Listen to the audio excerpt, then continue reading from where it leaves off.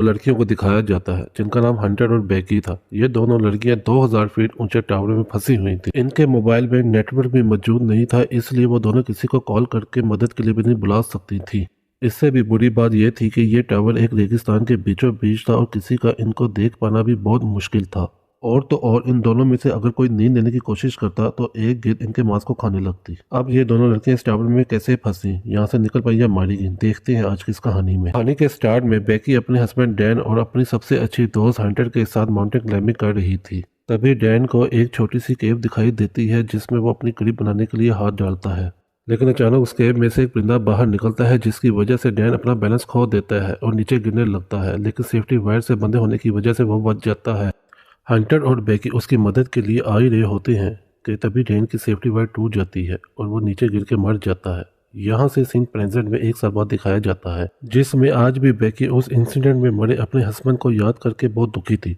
वो काफ़ी ज़्यादा ड्रिंक करने लगी थी जिसकी वजह से वो डिप्रेशन में थी। उसकी इस बात से उसके फादर जेम्स उसको लेकर बहुत ज़्यादा परेशान थे। वो बेकी को उस इंसिडेंट से मूव ऑन करने को कहते हैं, लेकिन बेकी उनकी कोई बात मानने को तैयार ना थी। एक दिन बेकी अपनी लाइफ से तंग आकर बहुत सारी दवाइयाँ एक साथ खाकर सुसाइड करने की कोशिश करती है कि तभी उसके फ़ोन पे हंटर की कॉल आती है, जिससे वो सुसाइड नहीं करती। अगले दिन हंटर उसके घर जाती है। हंटर बेकी को उस इंसिडेंट से बाहर निकालने के लिए उसको बताती है कि उसने टावर पर क्लाइंबिंग करने का प्लान बनाया है और जिसमें तू भी मेरे साथ क्लाइंबिंग करने चल रही है। अब जबकि हंटर जानती थी कि बेकी को एडवेंचर प्लेसेस में जाना बहुत ज़्यादा पसंद है और काफ़ी देर से उसने कोई एडवेंचर भी नहीं किया था। बेकी जो इस टाइम बहुत ज़्यादा परेशान थी, वो हंटर को क्लाइंबिंग करने से मना कर देती है। लेकिन नेक्स्ट डे जब वो किचन में रखी अपनी मेडिसिन लेने जाती है तो थोड़ा सोच के डिसाइड करती है कि वो उसके साथ क्लाइंबिंग करने जाएगी।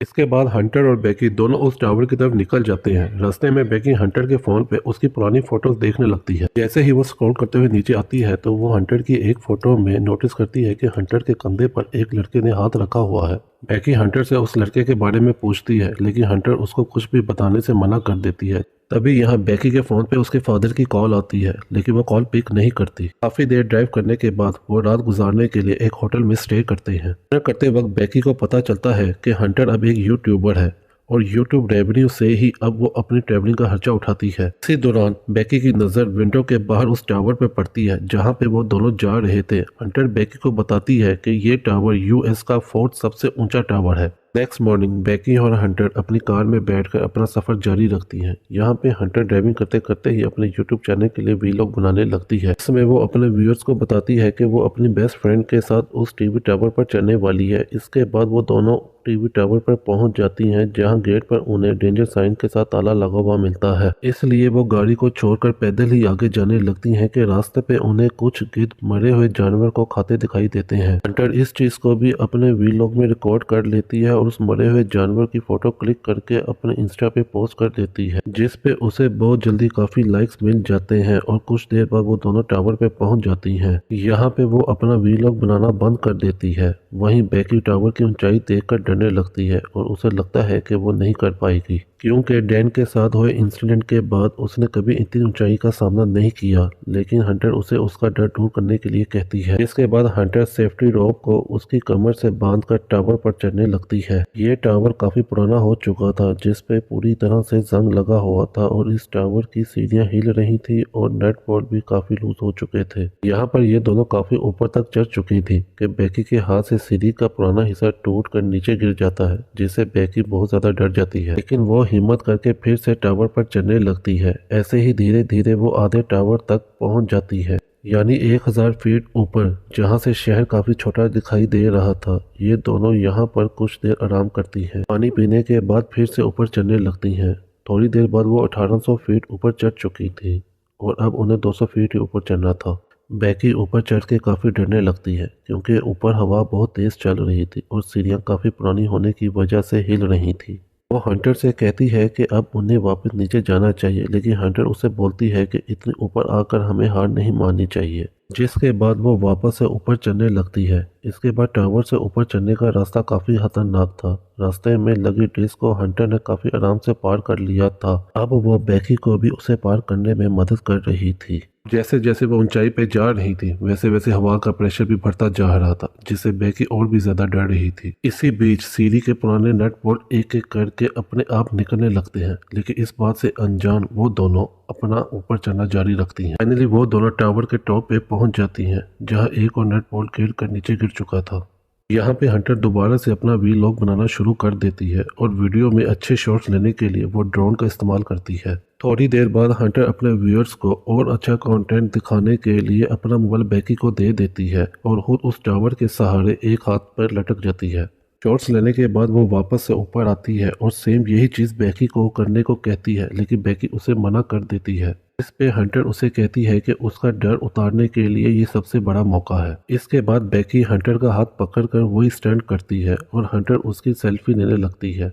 इसके बाद बेकी वापस से ऊपर आ जाती है। यहाँ पर बेकी अपने हस्बैंड डैन की अस्थियों को लेकर आई थी और डैन को याद करते हुए वो उसकी अस्थियों को हवा में उड़ा देती है। यहाँ बेकी और हंटर दोनों इमोशनल हो गई थी। के बाद वो डिसाइड करते हैं कि अब उन्हें वापस जाना चाहिए, इसलिए वो सेफ्टी वायर को खुद से बांध लेती हैं और बेकी नीचे जाना शुरू कर देती है। लेकिन वो जैसे ही पहला कदम सीढ़ी पे रखती है, सीढ़ी टूट जाती है। वो सीढ़ी के साथ साथ नीचे गिरने लगती है, लेकिन हंटर किसी तरह उसे वापस ऊपर खींच लेती है। यहाँ पर बेकी मौत के मुंह से बच के आई थी, जिसकी वजह से वो जोर जोर से रोने लगती है। नीचे देखने पे उन्हें पता लगता है अब उनके नीचे उतरने के लिए सीढ़ी ही नहीं है। वो दोनों अपने अपने फ़ोन को चेक करती हैं, लेकिन उनके फ़ोन पे कोई नेटवर्क नहीं था और उनका बैग भी नीचे डिस्क पर गिर चुका था, जिसमें उनके खाने पीने का सामान था। यहाँ उन्हें टावर पर एक इमरजेंसी बॉक्स दिखाई देता है, जिसमें एक दूरबीन और फ्लेयर गन होती है, लेकिन ये दोनों चीज़ें उनके किसी भी काम की नहीं थी। ये सब देखकर बेकी हंटर पर चीखने लगती है, लेकिन हंटर उसे ये कहते हुए काम डाउन करने की कोशिश करती है कि सीढ़ियों के नीचे गिरने की आवाज़ सुनकर कोई उनकी मदद को आ जाएगा, लेकिन हमें थोड़ी देर वेट करना होगा जब तक कोई आ नहीं जाता। तभी हंटर नोट करती है कि पिछली बार सीढ़ियों से गिरने की वजह से बेकी की टांग पर चोट लगी थी और अब उस चोट से खून बह रहा था। यहाँ पर हंटर बेकी की टांग पर अपनी शर्ट बांध देती है। कुछ देर बाद हंटर बेकी से पूछती है कि उसने वीलॉगिंग क्यों शुरू की, जिसपे हंटर गलती से डैन का नाम ले लेती है, जिसकी वजह से बेकी को हंटर पे शक हो जाता है। अगले सीन में हंटर अपना फ़ोन चेक करती है, जहां कुछ देर पहले उसने इंस्टाग्राम पे एक मरे हुए जानवर की पिक्चर अपलोड की थी। इससे उन्हें आइडिया आता है कि अपने फ़ोन पे वो हेल्प का मैसेज टाइप करेंगे और उस फ़ोन को रस्सी से बांधकर वो नीचे लटका देंगे। उनका ख्याल था कि नीचे लटकाने से फ़ोन में सिग्नल आ जाएंगे और उनकी पोस्ट अपलोड हो जाएगी। हालांकि उनकी ये कोशिश नाकाम हो जाती है। इसके बाद उन्हें लगता है कि ज़रूर ज़मीन पे तो नेटवर्क होगा ही, इसलिए वो फ़ोन को अपने जूते में डालकर उसके इर्द गिर्द जावे फंसाकर उसे नीचे फेंक देती हैं। यहाँ टावर पर अचानक बेकी का ध्यान हंटर के पाँव पे जाता है, जहाँ 143 का टैटू बना हुआ था, जिसे देखकर उसे याद आता है कि उसका हस्बैंड डैन हमेशा उसे आई लव यू कहने के लिए 143 कोड यूज़ करता था। लेकिन बेकी इस चीज को भी इग्नोर करके नीचे उतरने के लिए कोई और आइडिया सोचने लगती है। थोड़ी देर बाद उन दोनों को दूरबीन से नीचे जमीन पे टावर के पास से गुजर रहा एक आदमी और उसका डॉग दिखाई देते हैं, जिसे देखकर वो उस आदमी से मदद के लिए चिल्लाने लगती हैं, लेकिन इतनी ऊंचाई होने की वजह से उनकी आवाज नीचे नहीं जाती। यहाँ हम देखते हैं कि जो मोबाइल उन्होंने जूते में रख के नीचे फेंका था वो पूरी तरह टूट चुका था और अब उनका ये प्लान भी फ्लॉप हो चुका था। वो आदमी वहां से जाने लगता है। ये देखकर बेकी हेल्प के लिए चिल्लाते हुए अपने दोनों जूते उस आदमी की तरफ फेंक देती है ताकि उसका ध्यान उनकी तरफ आ जाए, लेकिन कॉल की में होने की वजह से वो ये चीज नोटिस नहीं करता। उसके बाद बेकी वो फ्लेयर गन चलाने लगती है, लेकिन हंटर उसे मना कर देती है, ये कहते हुए कि ये दिन है, किसी को उस फ्लेयर गन का पता नहीं लगेगा।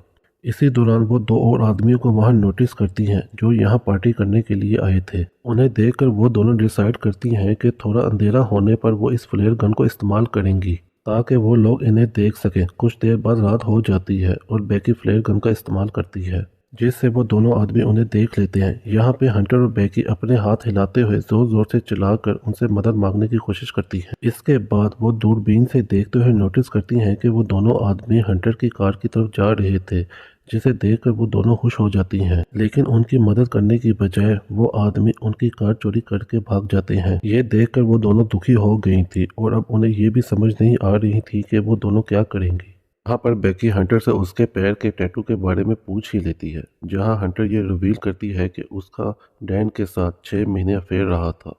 इसके लिए वो उससे माफ़ी मांगती है कि उसने उसके हस्बैंड के साथ अफेयर करके बड़ी गलती की। हंटर उसे बताती है कि डैन उसे अच्छा लगता था और वो उससे प्यार भी करती थी, लेकिन डैन बेकी से ज़्यादा प्यार करता था, इसलिए उसने जल्दी ही डैन से ब्रेकअप कर लिया था। बेकी ये सुनकर और भी ज़्यादा डिसपॉइंट हो जाती है कि उसकी बेस्ट फ्रेंड और उसका हस्बैंड दोनों ही उसे चीट कर रहे थे। अगली सुबह बेकी फ़ोन चेक करती है, जहाँ पर उसे पता चलता है कि इस टावर पर चढ़े उन्हें 24 घंटे गुजर चुके हैं। अब क्योंकि उन्हें काफ़ी भूख और प्यास भी लग रही थी, इसलिए हंटर डिसाइड करती है कि वो नीचे डिस्क पे जाकर अपने बैग को लेकर आएगी, जिसके लिए वो सेफ्टी रोप को टावर से बांधकर नीचे उतरने लगती है। लेकिन डिस्क से थोड़ी दूरी पे वो रस्सी थोड़ी छोटी पड़ जाती है, जिससे हंटर उस बैग तक नहीं पहुंच पाती। अब उसके पास कोई और चारा भी नहीं था। तभी वो रस्सी से लटक कर जंप लेते हुए डिस्क पर छलांग लगा देती है। वो बैग को उठाकर उसमें से पानी की बोतल निकालकर पानी पीने लगती है। इसके बाद अपनी सेल्फी स्टिक की मदद से वो बैग को रस्सी से लटका देती है और वो खुद भी जंप करके उस रस्सी को पकड़ लेती है। तभी बेकी उसे ऊपर खींचना शुरू कर देती है। यहाँ पर हंटर भी ऊपर चढ़ने लगती है और वो बस ऊपर पहुंचने ही वाली थी कि तभी उसके हाथ से रस्सी छूट जाती है और वो तेजी से नीचे गिरने लगती है। ये देख के बेकी की धड़कन एकदम से रुक गई थी, क्योंकि अपने हस्बैंड को खोने के बाद अब वो अपनी बेस्ट फ्रेंड को नहीं खोना चाहती थी। लेकिन जैसे ही बेकी डरे हुए नीचे देखती है तो हंटर उसे रस्सी से लटकी हुई दिखती है। हालांकि हंटर के हाथों में काफ़ी चोट लग गई थी, इसलिए बेकी अपनी पूरी ताकत लगाकर हंटर को टावर के ऊपर खींच लेती है।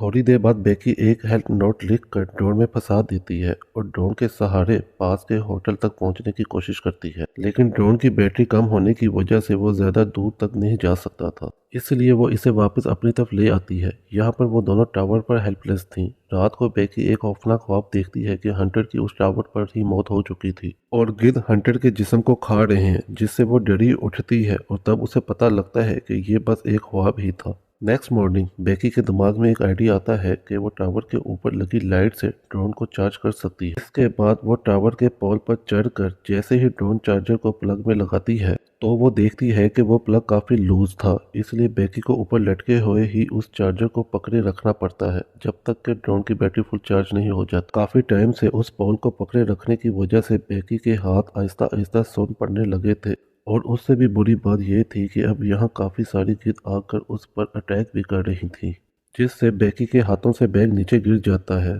थोड़ी देर बाद उस ड्रोन की बैटरी फुल चार्ज हो जाती है, जिससे बेकी नीचे आ जाती है। इसके बाद वो ड्रोन को होटल तक पहुंचाने की कोशिश करती है, लेकिन जब वो ड्रोन होटल तक पहुंचने ही वाला था कि उसकी टक्कर एक ट्रक से हो जाती है, जिससे वो बिल्कुल टूट गया था और उनको ड्रोन कैमरे से भी कुछ दिखाई नहीं दे रहा था। ये देख कर वो दोनों और भी ज़्यादा डर गई थी, क्योंकि अब उनके पास बचने के लिए कोई भी ऑप्शन नहीं था।